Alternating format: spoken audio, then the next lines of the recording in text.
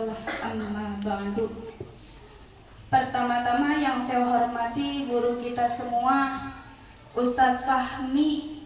Mari kita doakan bersama-sama semoga selalu ada dalam naungan dan maghfirah Allah Subhanahu wa taala. Amin. Pula yang saya hormati dan yang sama-sama kita muliakan kepada guru kita semua, Bapak, Mama beserta keluarga besar. Mari kita doakan bersama-sama semoga selalu disehatkan jasmani dan rohaninya. Amin. Tak lupa yang saya hormati kepada para hadirin sekalian, semoga kita semua selalu ada dalam cucuran rahmatnya Allah Subhanahu wa ta'ala. Amin. Puja dan puji marilah kita panjatkan kepada Allah Rabbul Izzati. Salawat beserta salam marilah kita bingkiskan kepada paduka alam baginda Nabi besar Muhammad Sallallahu Alaihi Wasallam. Tak lupa kepada para keluarganya, para sahabatnya, dan berikut kita selaku umatnya yang menanti-nantikan akan syafaatnya di hari kiamat. Amin, amin ya Allah ya Rabbal. Hadirin rahimakumullah, jika kita renungkan setiap nafas yang kita hembuskan, setiap detik yang kita rasakan, setiap gerak yang kita langkahkan, setiap detak jantung yang kita denyutkan, semua itu ialah nikmat Allah Subhanahu wa ta'ala. Begitupun dengan orang yang bernyawa pasti akan mengalami kematian.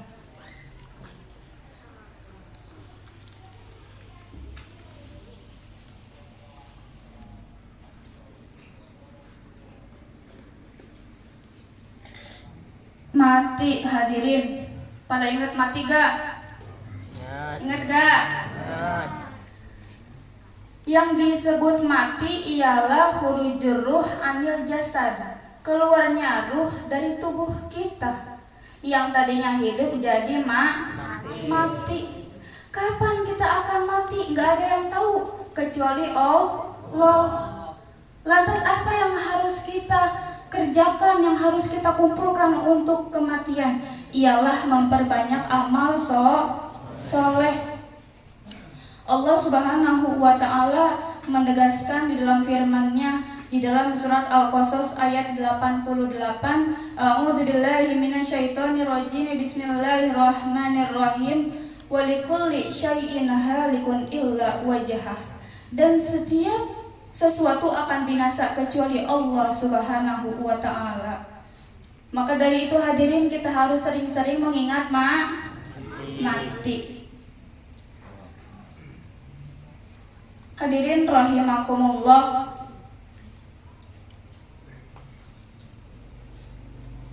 hadirin, saya mau tanya nih, kenapa bayi yang baru lahir dia suka mengepalkan tangannya, dia suka menggenggam kedua tangannya kayak begini nih?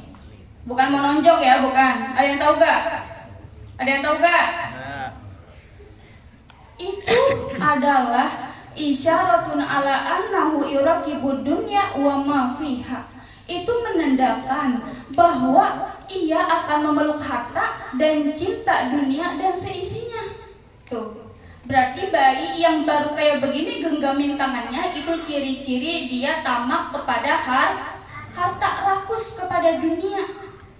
Wa fi bastiham indal mamas, dan ketika meninggal manusia ini tangannya membuka lebar kan? Ya kan? Enggak kayak begini ya, tangannya kayak begini. Kenapa? Isyaratun ala annahu yakhruju minad dunya ila syai' bila syai'. Itu menjadi pertanda bahwa ketika ia meninggal, manusia meninggal, dia tidak membawa apa-apa.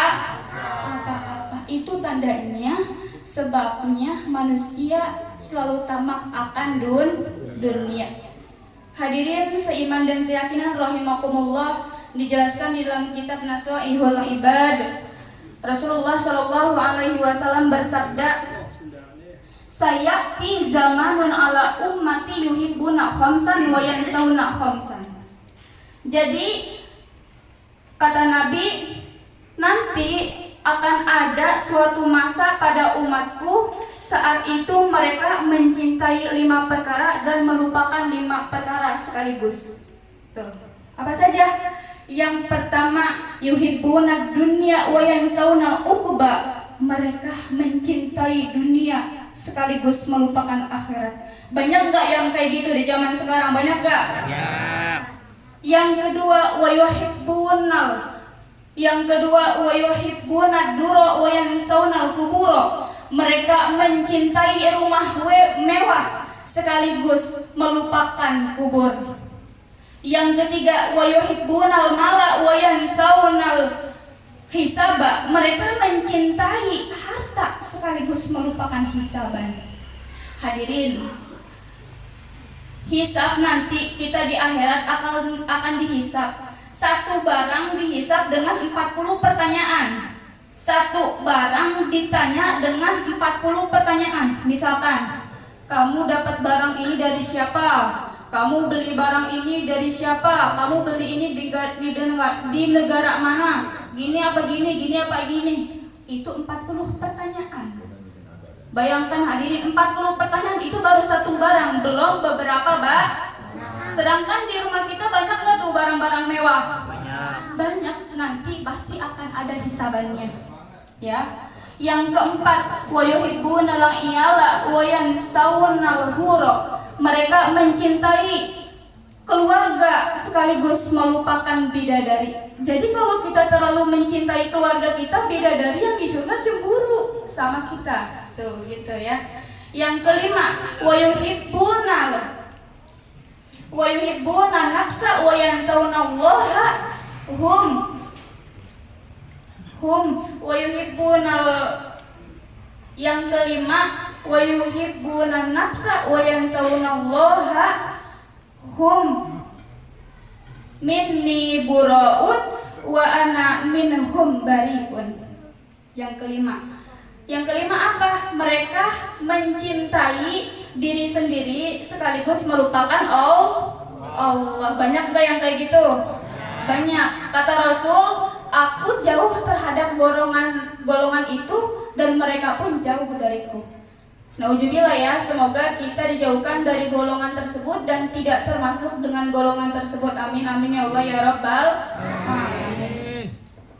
Hadirin, kita harus sering-sering mengingat mati. Kenapa? Karena kuburan setiap hari memanggil manusia dengan 6 perkataan yang dijelaskan di dalam kitab Musfuriyah. Itu kuburan memanggil manusia dengan 6 perkataan setiap hari. Yang pertama apa? Ana baitul gurbah. Wahai manusia, aku adalah rumah pengasingan. Tuh. Kuburan sepi enggak? Sepi. Enggak ada yang rame, enggak ada yang dangdutan ya di kuburan, benar enggak? Benar. Terus apa lagi? Wa ana baitul wahdah. Wahai manusia, aku adalah rumah kesendirian. Kata kubur kepada manusia. Yang ketiga, wa ana baitul wahsyah. Wahai manusia, aku adalah rumah kesedihan. Tuh.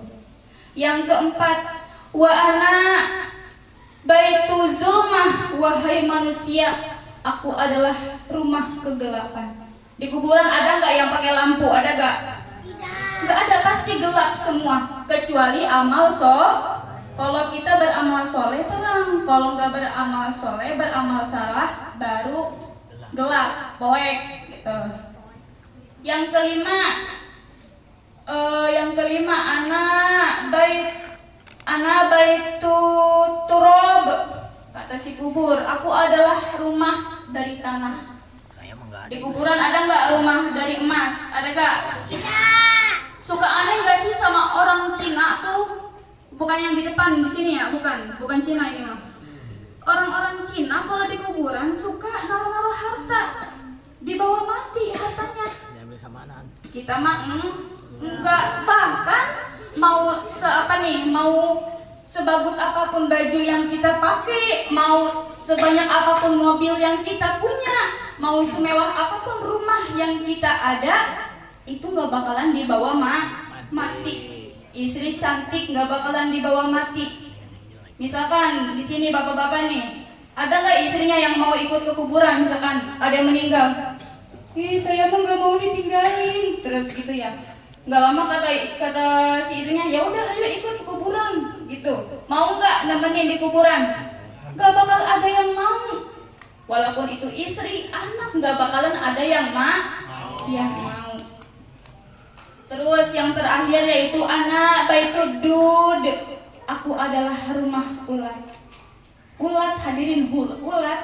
Nanti di kuburan banyak ulat. Pokoknya di dalam keterangan, kalau misalnya kita takut sama binatang yang ada di dunia, itu di kuburan datang semua tuh hewannya.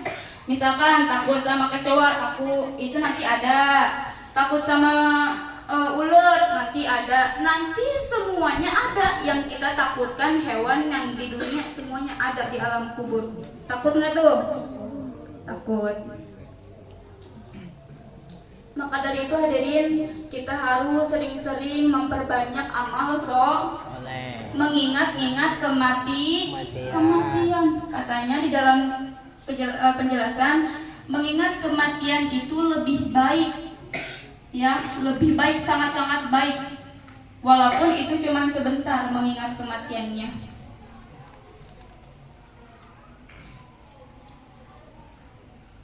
Syair pun berkata, bareng-bareng ya. Salatullah salamullah ala toha rasulillah.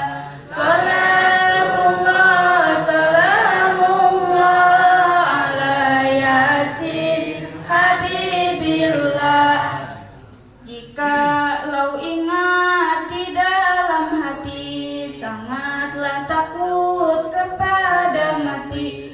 Wajiblah kita pasti dapati, badan dibungkus dengan kain putih. Salatullah salamullah ala toha rasulillah. Salatullah salamullah ala yasin habibillah. Berapa lama hidup di dunia, pastilah kita tinggalkan dia. Kecil dan besar, miskin dan kaya, di dalam tanah tempat sedia. Salatullah salamullah ala toha rasulillah. Salatullah salamullah ala yasin habibillah. Mungkin hanya ini yang bisa saya sampaikan. Terima kasih atas perhatian dan mohon maaf atas segala kekurangan, khususnya mohon maaf dari guru, umumnya dari hadirin sekalian. Ditutup dengan billahil hidayah wa taufiq wa hasbunallahu wa ni'mar rafiq. Assalamualaikum warahmatullahi wabarakatuh. Waalaikumsalam warahmatullahi wabarakatuh.